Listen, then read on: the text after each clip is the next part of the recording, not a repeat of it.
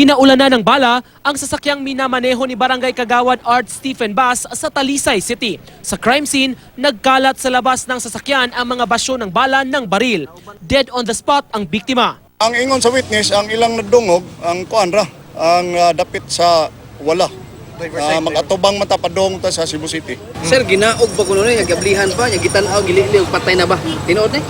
Wala tayo witness, ang threat mismo, pag-abot nila, abli ng daan. Dumating sa crime scene ang pamilya ng biktima pero hindi nila masabi kung anong posibleng motibo sa krimen. No comment. May tigmakonsensya ay nagbuhat. Nang hihinayang si Barangay Lagtang Captain Chester Salcedo sa pagkamatay ng konsihal na 23 taong gulang. Masipag daw ito sa trabaho at walang kaaway. Mao na pagsabot na mo naan ni kay tinted man gud. Pero di lang namo masabtan nganong akong nadungog nga istorya dere. Ngano gitiwasan pa man jud.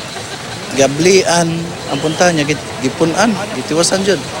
Si Kagawad Art, apo ni Talisay City Councilor Arturo Bass at anak ni dating Barangay Lagtang Captain Mark Ferdinand Dindin Bass na nahuli noong Abril dahil sa mga iligal umanong armas, granada at mga bala.